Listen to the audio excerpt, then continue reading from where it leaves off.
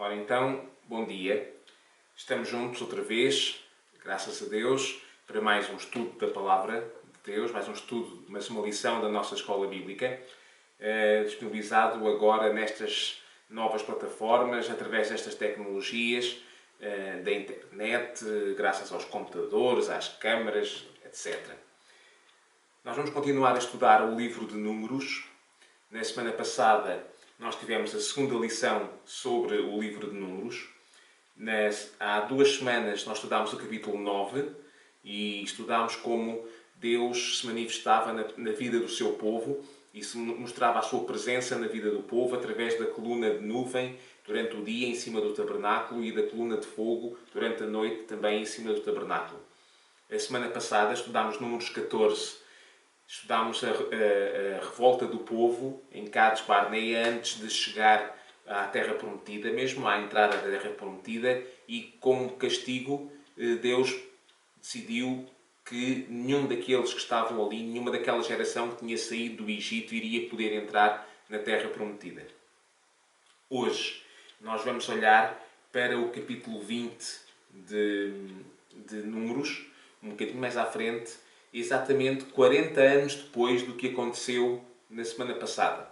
Ou seja, nós na semana passada deixámos aquela geração toda em Cades Barnea à porta da Terra Prometida e a ouvir a sentença de Deus a dizer que, porque tinham estado 40 dias os espias na Terra Prometida, então eles iriam estar 40 anos também a circular ali naquela terra desértica antes de entrar na Terra Prometida. E hoje vamos ver o que aconteceu exatamente 40 anos depois, já quando aquela geração que tinha ouvido a sentença de Deus já tinha toda morrido, e o que é que aconteceu aos seus filhos? Qual foi a atitude dos seus filhos 40 anos depois, uma geração depois? Mas antes disso, vamos orar. Vamos começar a nossa lição com uma palavra de oração, pedir a Deus que nos mostre aquilo que nos quer ensinar hoje e que nos ajude a pôr em prática aquilo que nós vamos aprender. Vamos orar? Senhor Deus, nós te agradecemos por este dia, te agradecemos por tudo o que tu tens feito por nós, te agradecemos, ó Deus, porque tens guardado as nossas casas, as nossas famílias, as nossas vidas e porque agora nos dás a oportunidade de lermos a tua palavra. Em nome do teu Filho Jesus, pedimos que o teu Espírito Santo fale ao nosso coração. Pedimos-te, ó Deus, que tu mostres aquilo que há necessidade de corrigir da nossa vida e que nos ensines a viver vidas que glorifiquem o teu nome. Em nome de Jesus. Amém. Muito bem. Então, há um político, estadista, um escritor irlandês chamado Edmund Burke. Ele nasceu em 1729, faleceu em 1797, mais ou menos 70 anos depois de ter nascido. E ele era um pensador, era um filósofo, ele escreveu vários livros, um deles um livro chamado Investigações Filosóficas sobre a Origem das Nossas Ideias do Sublime e do Belo. E este livro estava tão bem escrito que chamou a atenção de filósofos bem mais famosos, como o caso de Diderot e até de Immanuel Kant. Entre as muitas coisas interessantes que este homem escreveu, ele escreveu uma frase que ficou muito célebre e que nós ouvimos muitas vezes repetida. E a frase que ele escreveu foi: um povo que não conhece a sua história está condenado a repeti-la. Eu vou repetir a frase dele. Um povo que não conhece a sua história está condenado a repeti-la. E parece que esta frase se aplica na perfeição ao povo de Israel, porque eles não apenas repetiram os mesmos erros dos pais, mas como, em resultado disso, houve quem sofresse exatamente o mesmo castigo e se tivesse a mesma sentença, exatamente a mesma sentença que os seus pais tiveram, uma geração antes. Então, como nós dissemos, na semana passada nós estudámos o capítulo 14. Vamos ver o que é que aconteceu depois do capítulo 14. Okay? Entre o capítulo 14 e o 20. Então, lembram-se que o povo foi castigado por Deus e foi sentenciado a não poder entrar na Terra Prometida, por causa da incredulidade, por causa da falta de confiança. Então, o que aconteceu foi que o povo achou que aquele castigo era demasiado duro, que aquilo não era possível, não aceitaram a sentença de Deus e então quiseram entrar à força na Terra Prometida. Foram rechaçados, foram derrotados pelos inimigos e foram obrigados a recuar e voltar para onde estavam. Por causa disto, cerca de 250 líderes do povo, liderados por um senhor chamado Corá, revoltaram-se contra Moisés. Deus castigou os revoltosos e a terra por baixo de onde eles estavam, onde estavam as tendas deles, onde estavam as famílias deles, a terra abriu-se, abriram-se fendas na terra e eles caíram e foram engolidos pela terra. O resto do povo pensou que tinha sido Moisés o autor daquela coisa extraordinária, ou que aquilo era por culpa de Moisés, e revoltaram-se contra Moisés e contra a sua autoridade. Em consequência disso, Deus mandou uma praga e morreram 14.700 pessoas. Sim, 14.700 pessoas. Então o povo revoltou-se contra Arão, o irmão de Moisés, porque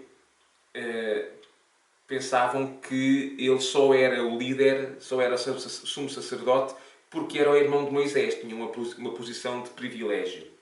E Deus fez florescer a vara de Arão. Uma vara era aquela vara que os caminhantes usavam, era um pau de madeira que eles tinham apanhado resto de alguma árvore, alguma raiz, e que permitia que o povo pudesse apoiar-se, ou que a pessoa pudesse apoiar-se enquanto caminhava. Obviamente não faria parte de uma árvore viva. E, portanto, o facto de a vara de Arão florescer quer dizer precisamente que Deus estava com ele e queria dizer, era um sinal de Deus para com o povo a dizer que Deus validava a liderança de Arão. E agora, 40 anos depois, eles estão de novo de volta a Cádiz, não exatamente Cádiz Barnea, porque Cádiz Barnea era um oásis, mas estão naquelas imediações. Voltamos a dizer, eles estão numa zona totalmente desértica, à beira da Terra Prometida, onde há tudo, mas numa zona onde falta tudo. E tal como os seus antepassados, eles mostraram que não tinham aprendido nada com os seus antepassados, nada com a história, não tinham aprendido nada com os erros deles. Mas nós vamos ver primeiro então o nosso texto. Nós vamos ler Números 20, desde o versículo 1 até ao versículo 13. E vamos dividir o texto em 4 partes para podermos compreender melhor o texto. A primeira parte vamos ler do versículo 1 até ao versículo 5.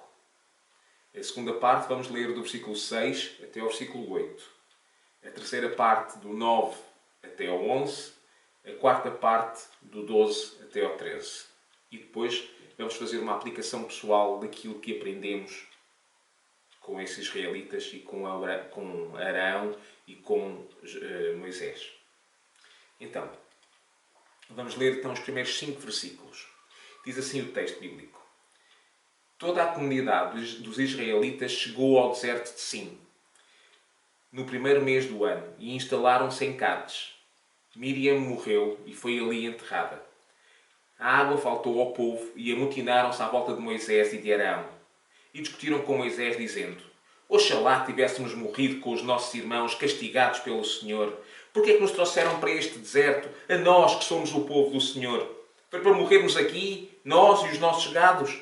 Por que é que nos tiraram lá do Egito para nos trazerem para este lugar horrível, onde nada se semeia e onde nem crescem figueiras, nem videiras, nem romanzeiras e nem sequer temos água para beber? O povo chegou a Cádiz, no meio do deserto, uma região inóspita, uma região desértica, sem água, sem vidas, em que a terra não frutificava nada. E entretanto temos a informação que é ali que Miriam morre.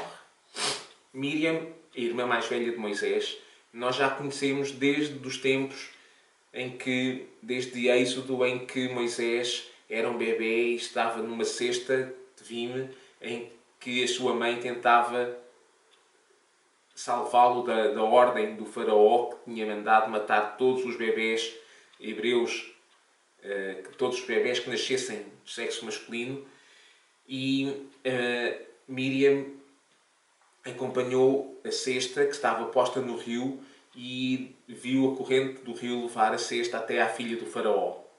E ela estava lá quando a filha do faraó tirou Moisés da cesta. Estava lá quando foi ela que sugeriu à filha de Moisés, a filha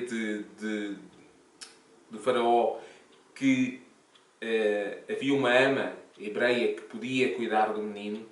Portanto, ela acompanhou Moisés durante toda a sua vida. Era uma pessoa extremamente importante na vida de Moisés. E ela morre. Nós vimos em Números 12 a única vez em que Miriam contestou a autoridade de Moisés, e vemos que Moisés intercedeu por ela, salvando a sua vida.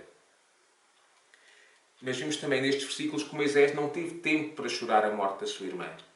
Diz-nos o texto que eles chegaram ali, Miriam morreu ali, e que o povo se revoltou contra Moisés. E qual era a revolta do povo? A revolta do povo era que não havia água. Eles estavam no deserto. Era natural que não houvesse água. Agora, a questão é que, em vez de levar essa necessidade perante Deus, em vez de levar essa necessidade perante Moisés, o povo revoltou-se. Tal como nós, todos os dias temos problemas com os quais temos que lidar. Problemas financeiros, problemas de saúde, problemas de relacionamentos, problemas de trabalho. Muitos problemas. Mas nós podemos escolher entre levar isso a Moisés, entre partilhar isso com a liderança, com aqueles que são os nossos exemplos em termos de vida espiritual, partilhar isso com Deus, levar as coisas às mãos de Deus, ou simplesmente começar a reclamar e simplesmente começar a culpar tudo e todos de tudo e mais alguma coisa. Foi isso que o povo fez. Eles foram ao ponto absurdo de dizer que preferiam ter tido o mesmo fim de Corá, aquele cuja tenda e as suas famílias foram engolidas pela terra quando a terra se abriu. Eles disseram que preferiam ter morrido daquela maneira do que estar ali. Eles repetiram as mesmas palavras de há 40 anos. Exatamente as mesmas palavras. Porquê é que nos trouxeste aqui? Porquê é que nos tiraste do Egito? Preferíamos estar no Egito? Aqui não é tão bom como ao Egito? Tudo é melhor menos isto. O povo mostrou que não tinha realmente aprendido com os erros anteriores. O povo mostrou que não tinha sido sequer merecedor da misericórdia de Deus, muito menos merecedor da intercessão de Moisés perante Deus em favor deles. O povo centrava-se no problema e não na solução. Lembram-se da frase de Edmund Burke? Um povo que não conhece a sua história está condenado a repeti-la. E o povo de Israel não conhecia a sua história. Por isso estava condenado a repeti-la. E repetiu. O povo de Israel é a prova que o Edmund Burke estava correto. Será que nós somos assim tão diferentes do povo de Israel? Nós olhamos para este texto e podemos até cruzar os braços, abanar a nossa cabeça e dizer: olha, que vergonha. Um povo que tinha tudo, tinha Deus ali presente. Olha que vergonha. Será que nós somos assim tão diferentes? Será que tu és assim tão diferente? Olha para o teu dia de ontem. Repetiste ontem algum pecado que ontem tenhas dito que não querias voltar a fazer? Repetiste esta semana algum comportamento errado que há um mês atrás tenhas dito: desculpa-me Deus, não vou voltar a fazer? Então afinal não somos assim tão diferentes. Na verdade somos muito mais próximos de Moisés e muito mais próximos deste povo de Israel do que aquilo que nós gostaríamos de pensar. O desafio aqui é, efetivamente, podermos olhar para a nossa vida e podermos aprender com os nossos erros, para que amanhã não os possamos não os repetir. Os erros do passado ficam no passado. Hoje já não vamos repetir os erros do passado, os erros de ontem, e amanhã não vamos repetir os erros de hoje. É isto que o povo de Israel nos ensina. Vamos para o ponto 2. O ponto 2 é dos versículos 6 até ao 8.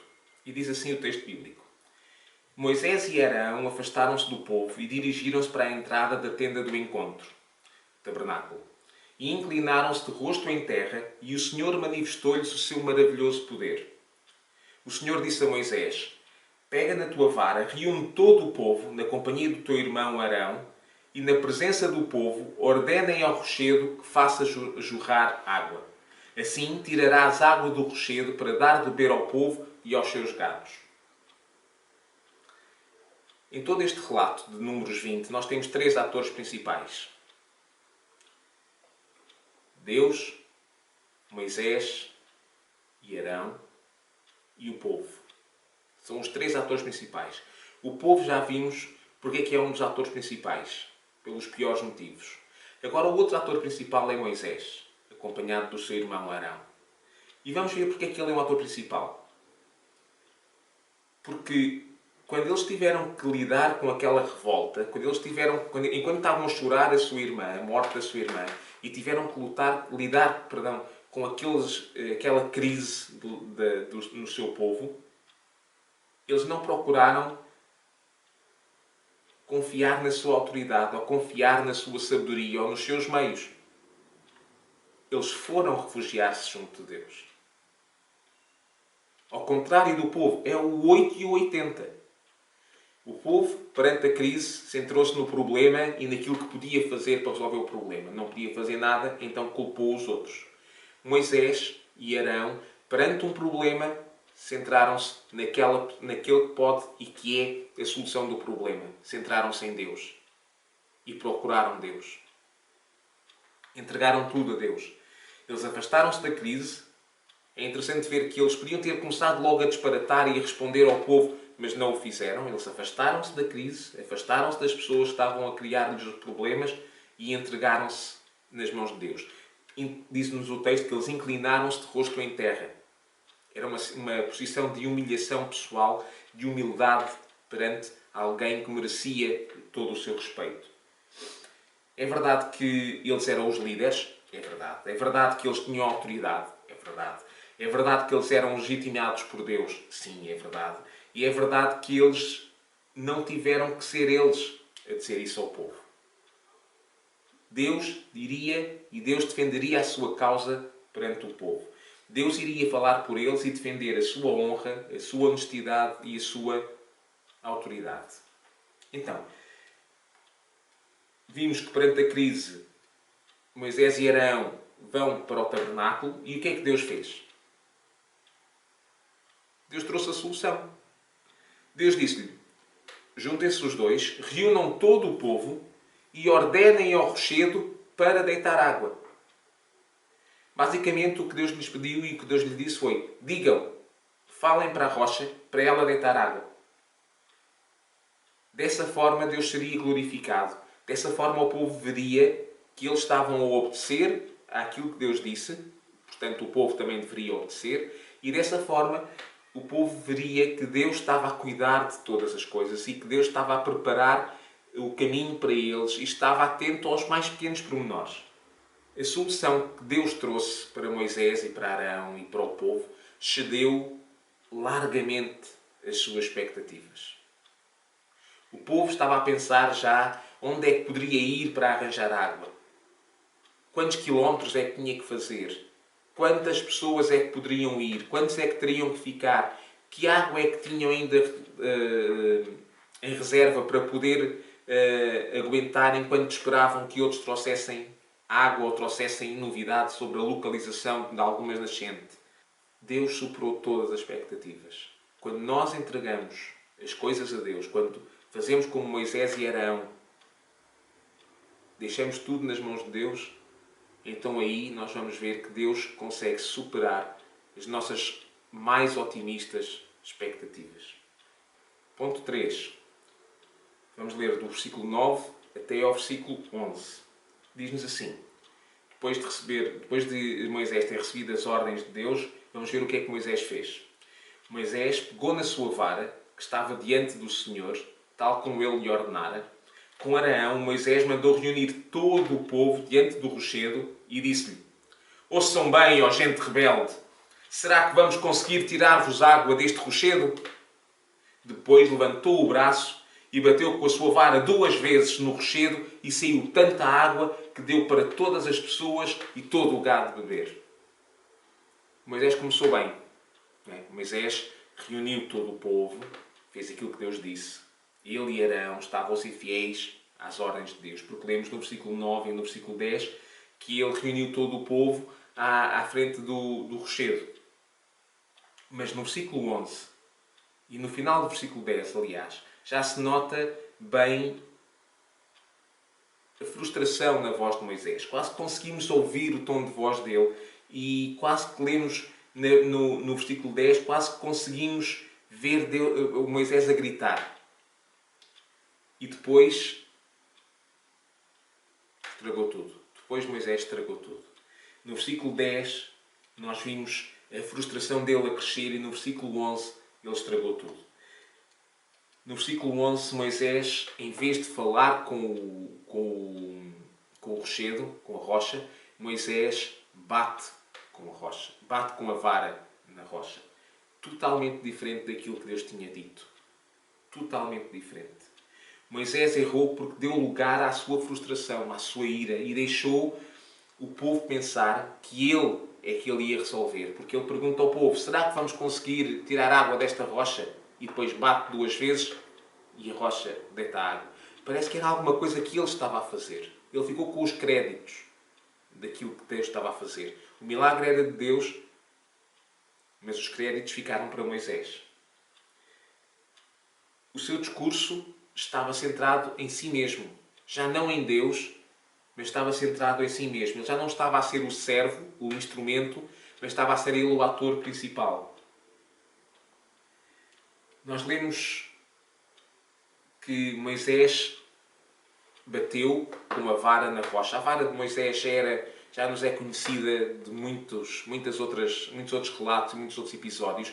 Foi esta vara que foi lançada aos pés do faraó e que se transformou em serpente e que depois comeu as serpentes que apareceram das varas dos outros sacerdotes do faraó.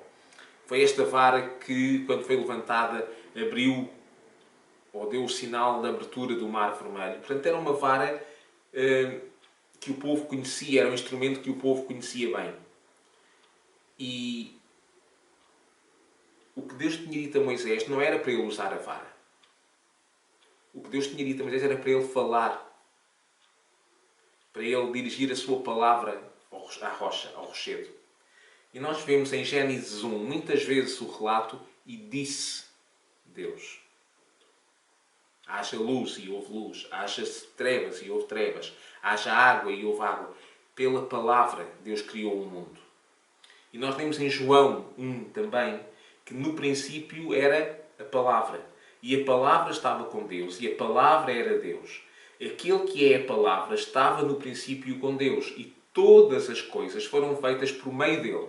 E sem ele nada do que foi feito se fez. Nele estava a vida e a vida era a luz dos homens. Portanto, a ideia da palavra, a ideia do falar, é permanente na maneira como Deus age para com a criação. E a palavra também é essencial no Evangelho. Nós lemos as palavras de Paulo em Romanos 10, 14. Ele escreveu assim: mas como poderão chamar por aquele em quem ainda não acreditam? Ou como podem acreditar se não ouvirem falar dele?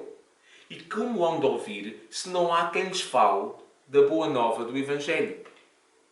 Portanto, aquilo que Deus tinha dito a Moisés era para ele falar. E ele desobedeceu. Porque ele bateu com a vara na rocha. Moisés cometeu vários erros. Ele desobedeceu à ordem expressa de Deus. Ele deixou que a ira determinasse a sua ação. Ao fim e ao cabo, ele foi tão rebelde como o povo de Israel. E depois não deu crédito a Deus pelo milagre realizado. O seu irmão Arão foi conivente. Ele teve muitas oportunidades para ter aconselhado ou para ter até impedido Moisés, mas ficou quieto e não fez nada. Por isso, aos olhos de Deus, ele foi tão culpado como Moisés. Quer sejamos líderes ou quer sejamos liderados, todos enfrentamos crises e problemas. A questão é como é que nós vamos enfrentar essas crises e esses problemas. Centrados em nós ou confiados em Deus? Só há uma maneira certa. E essa maneira certa não é a nossa maneira. A maneira certa de lidar com problemas, de lidar com crises, é entregar tudo nas mãos de Deus. Ponto 4.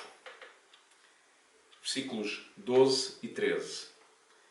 O Senhor disse a Moisés e a Arão: Vocês não tiveram confiança em mim, nem me honraram diante dos israelitas. Por isso, também não serão vocês que hão de fazer entrar este povo na terra que eu vou dar. Esta é a nascente de Meribá, onde os israelitas discutiram com o Senhor, e Ele manifestou-lhes o seu poder. A resposta de Deus foi rápida. E é interessante ver que a sentença que foi dada a Moisés e Arão foi a mesma que tinha sido dada exatamente 40 anos antes à geração de israelitas que tinham saído do Egito. Não entrar na terra. É ainda mais penoso para Moisés porque Deus diz a Moisés que não são vocês que vão liderar o povo a entrar na terra.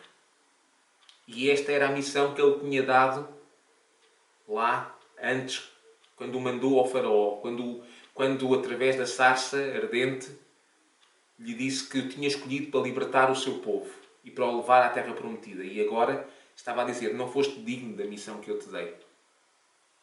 Por isso chega. Há duas razões para esta sentença. A primeira é que Moisés e Arão não acreditaram naquilo que Deus tinha dito. Não confiaram naquilo que Deus tinha dito. Deus tinha dito o quê? Reúne o povo, fala para a rocha, vai sair água. Eles não acreditaram nisso. Tal como o povo, eles acharam que tinham que fazer alguma coisa. O povo achou que não era simplesmente chegar à terra prometida e entrar por ali adentro como Deus tinha dito. Eles tinham que ver qual era o melhor caminho, onde é que havia as fortalezas, como é que eram os habitantes da terra, se estavam bem armados, se não estavam, se eram muitos, se eram poucos. Eles tinham que fazer alguma coisa. E por isso foram castigados por Deus porque não confiaram em Deus. Moisés e Arão também não confiaram em Deus. Eles acharam que eles tinham que fazer alguma coisa. E Moisés teve que bater 2 vezes com a vara na rocha porque achava que só falar porque Deus tinha dito não era o suficiente. E depois eles não santificaram Deus diante do povo. O que é isto, santificar Deus diante do povo?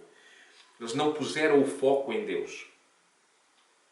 Eles não agiram de maneira a que o povo ficasse mais próximo de Deus. A vida deles não levou, e a atitude deles não levou o povo a confiar mais em Deus e a aproximar-se mais de Deus. E por causa de Moisés, o povo não se aproximou mais de Deus. Não ficou mais íntimo de Deus. Não temeu mais a Deus. Temer no sentido de respeitar e de compreender. E por isso, Deus diz que eles não o santificaram diante do povo. É interessante ver que Deus utiliza o mesmo padrão para avaliar a liderança como utiliza que utiliza para avaliar os liderados. Deus utiliza o mesmo padrão para os líderes que utiliza para os liderados. E quando os líderes cometem os mesmos erros, o castigo é o mesmo. Não há posições de privilégio. As posições de liderança dentro da igreja, dentro do povo de Deus, são posições de serviço. Não são posições de privilégio. Se fossem posições de privilégio, então Moisés teria sido tratado de maneira diferente. Perante a mesma ofensa, perante o mesmo erro, uma sentença mais branda. Mas a verdade é que a sentença foi exatamente igual. Para nos explicar o quê? Para nos explicar que nós, enquanto Deus, não somos maiores que os outros, nem menores que os outros. E que o mesmo padrão que Deus utiliza para avaliar as nossas vidas é o mesmo padrão que utiliza para avaliar a vida daqueles que nós lideramos ou daqueles que nos lideram. Porque Deus não faz acepção de pessoas. É interessante ver também que não importa se nós estamos cansados, se nós estamos frustrados, se estamos chateados, se estamos estressados, as escolhas são nossas, as ações são nossas e Deus vai responsabilizar-nos e pedir-nos contas pelas nossas ações e pelas nossas escolhas. Muitas vezes, quando agimos mal para com alguém, depois pedimos perdão a essa pessoa e dizemos: epá, desculpa, eu estava muito estressado. Pá, desculpa, estava chateado com outras coisas. Desculpa, esta semana foi terrível. Como se isso justificasse a nossa escolha. Mas a verdade é que nós tivemos a oportunidade de escolher fazer diferente. E é isso que Deus nos está a dizer. Em Eclesiastes 12:14 nós lemos: de facto, Deus pedirá contas de todas as ações, mesmo quando feitas às ocultas, sejam boas, sejam más. E em 2 Coríntios 5:10 nós lemos: porque todos nós temos que comparecer diante do tribunal de Cristo para cada um receber segundo aquilo que fez de bem ou de mal, enquanto vivia aqui na terra. Deus não vai ser mais brando com uns do que com os outros. O padrão vai ser igual. E nós todos vamos responder perante Deus pelas escolhas e pelas ações que fizemos. Tudo isto é muito interessante. Pode ser uma boa aula de história, uma boa aula de cultura geral. Mas se for apenas isso, perde toda a relevância. A nossa intenção ao estudarmos a Bíblia é compreendermos o que é que eles fizeram de errado, para nós podermos fazer melhor. E ver os bons exemplos para podermos imitar. Ou seja, ver os maus exemplos para os evitarmos e ver os bons exemplos para os imitarmos. Então, vamos agarrar naquilo que lemos e vamos aplicar às nossas vidas. Este é o desafio mais importante de qualquer estudo bíblico, é pôr em prática aquilo que nós lemos e aquilo que nós aprendemos. Então, a primeira coisa que nós aprendemos é que, independentemente das crises, independentemente dos stresses, independentemente das lutas, a vida vai continuar. Moisés chorava a morte da sua irmã Miriam e continuou a ser solicitado nos cargos de liderança. Os stresses não são desculpa para abandonarmos o barco. As crises não são desculpa para deixarmos de continuar na missão que Deus nos colocou e que nos confiou. Moisés não meteu baixa. Não se ausentou perante aquela crise. Ele continuou na missão, porque a missão era dada por Deus. A segunda coisa que nós podemos aprender com este texto hoje é que Deus providencia todas as soluções para todos os problemas em todo o tempo. Eu vou repetir. Deus providencia todas as soluções para todos os problemas em todo o tempo. Por mais difícil que seja o problema, Deus providencia a solução. Por mais avassalador que seja a crise, avassaladora que seja a crise, Deus providencia a solução. E nós podemos confiar nisso. Por mais estranho que possa parecer aos nossos olhos, essa é a solução correta. Essa é a solução de Deus que excede todo o nosso entendimento e que excede todas as nossas expectativas. A terceira coisa que nós aprendemos é que o que Deus espera do seu povo é simplesmente obediência. Lembram-se daquilo que nós lemos das palavras de Samuel a Saúl, no primeiro livro de Samuel, capítulo 15, versículo 22, nós lemos: então Samuel perguntou a Saúl: o que é que tu achas que o Senhor prefere? Sacrifícios ou obediência à sua vontade? Mais vale obedecer-lhe do que sacrificar-lhe os melhores carneiros. O que é que Deus espera de nós? Obediência. E a quarta coisa que nós aprendemos é que Deus responsabiliza cada um de nós pelos nossos atos. Romanos 14:12 diz: portanto, cada um de nós terá que dar contas de si mesmo diante de Deus. São 4 lições muito importantes. A vida continua, Deus providencia todas as soluções, Deus espera de nós a obediência e Deus vai responsabilizar-nos pelas nossas escolhas e pelas nossas ações. Será que nós conseguimos ter isto em mente durante o resto do dia de hoje? Era bom. Será que conseguimos pôr isto em prática na nossa vida durante o resto desta semana? Excelente. Será que conseguimos pôr isto em prática durante o próximo ano, quando chegarmos a junho de 2021, vamos olhar para trás e dizer assim: bolas, eu aprendi com os erros. Ou será que eu não aprendi nada com os meus erros, não aprendi nada com a minha história e estou condenado em 2021 a repetir os mesmos erros que repeti este ano e que fiz este ano? O apóstolo Tiago diz: se alguém tem falta de sabedoria, que peça a quem?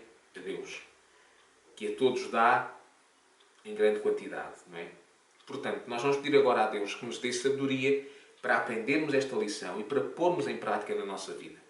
Vamos orar? Senhor Deus, nós reconhecemos que somos pecadores e que somos falhos e que não temos a capacidade de pôr em prática tudo aquilo que aprendemos hoje.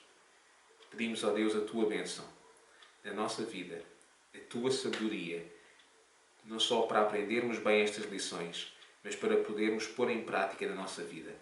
E que a nossa vida glorifique o Teu nome e que os erros que nós cometemos ontem não sejam cometidos hoje, nem mais dia nenhum, e que nós possamos mostrar, ó Deus, que as nossas vidas glorificam o Teu nome, obedecendo-Te e honrando-Te.